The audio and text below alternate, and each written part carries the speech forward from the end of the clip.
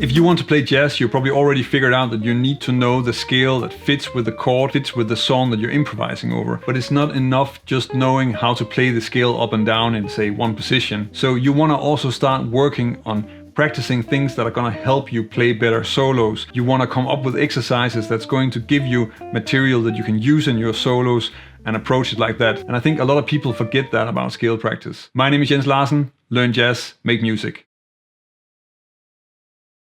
First, I'm going to go over some scale exercises and build that up. And then I'm going to talk about how you can also take a musical phrase. So if you have a great lick or a short fragment that you want to use, if you turn it into a scale exercise, then you can get a lot more out of it. You need to learn to play the basic scale. And a good place to start with that is positions, because it's a small area of the neck. And if you study things in positions, then you can have a great overview, and you can also just sort of gradually get an overview of the whole neck. It's also a good idea to play the scales just on one string so that you get an overview of what the notes are and how the intervals are. And of course, if you start getting familiar with that, then you want a complete overview of the neck and try to play the scale from the lowest to the highest note on the instrument.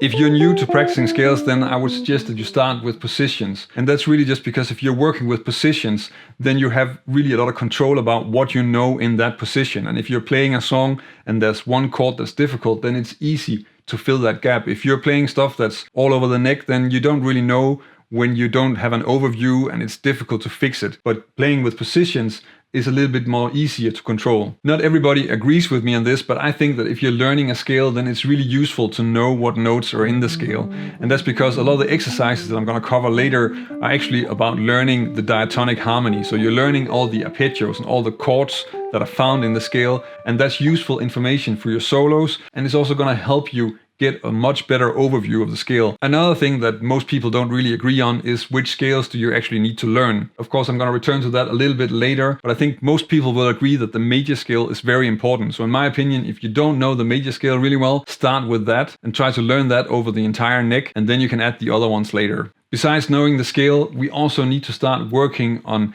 practicing some of the note groups that we use when we're soloing. And that's going to be the next thing I'm going to cover. And then I'm going to talk about also how you can add chromaticism and how you can take musical phrases and turn those into scale exercises, because both of those things are really useful for developing your vocabulary and getting you to play better solos.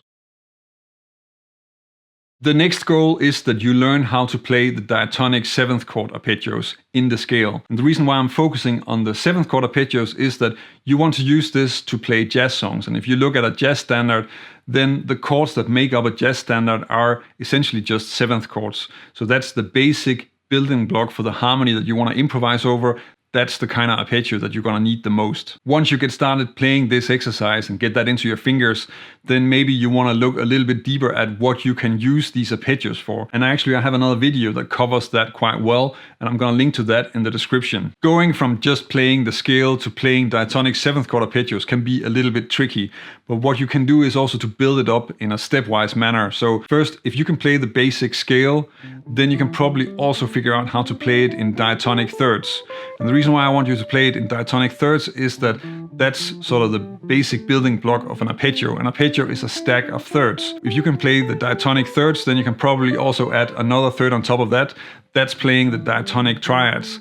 Now, if we add another third on top of the diatonic triads, then we have the diatonic 7th chord arpeggios.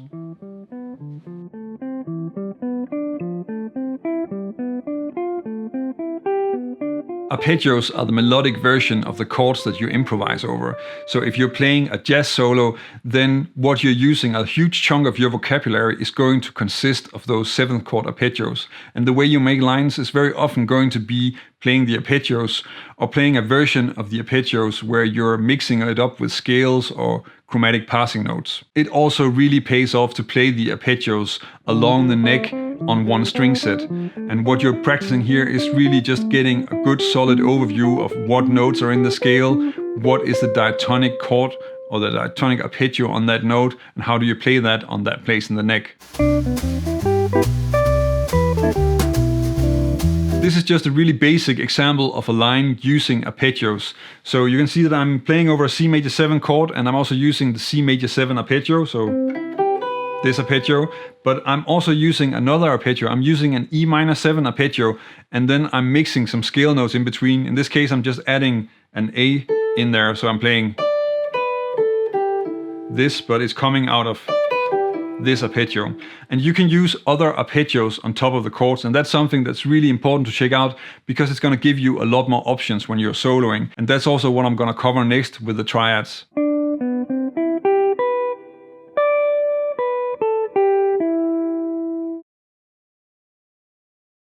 If you followed my stepwise build-up, then you can already play the diatonic triads in the scale. And I'm going to show you now why that's really useful and what you can use that for, because if we take a look at a C major 7 arpeggio, then the notes in there would be C, E, G, and B.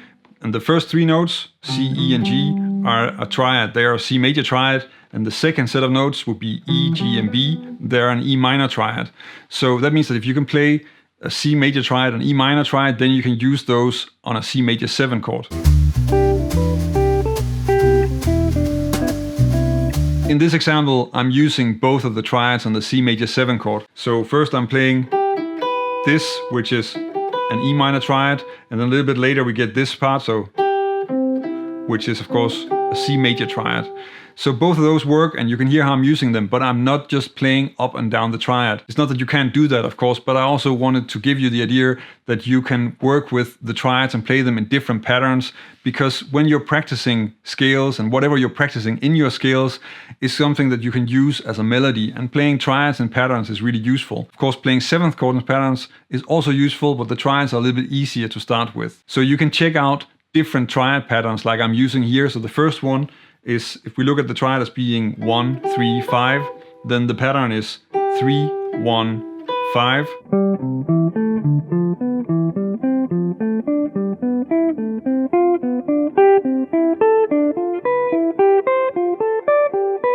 And the other one is 5, 1, 3.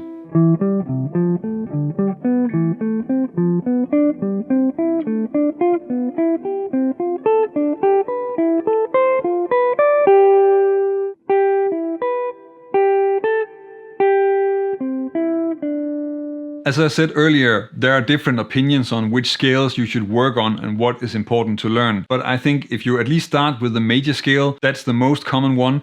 And then on top of that, you can add first the harmonic minor and then later the melodic minor scale. And if you want to check out how I break that down and how I apply that to a lot of very common jazz progressions, then check out this video that I'm linking to in the description. Another thing you also want to add to your scale practice is how to add chromaticism to your exercises. Because when you're soloing, you also want to use chromatic leading notes and enclosures and all of those things. Then you also want to practice that already at this level where you have it in your scales, where you're really getting used to it and really getting it into your ears and into your fingers. A good place to do that is just to take some of the simple exercises that you're already doing and then add some chromatic leading notes here and there. So for instance, a very basic one would be to play the diatonic thirds and then add a chromatic leading note in front of each of those thirds.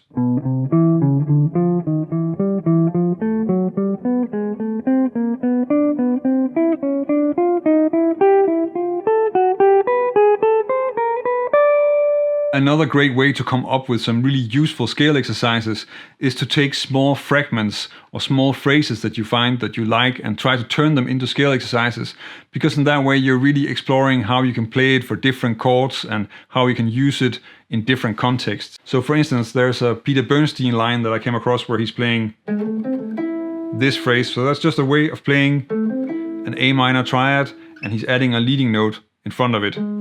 So we can do that through the scale as well, because for each of the triads in the scale we can add a leading note, play that melody, so this pattern, and then go to the next one. That would sound like this.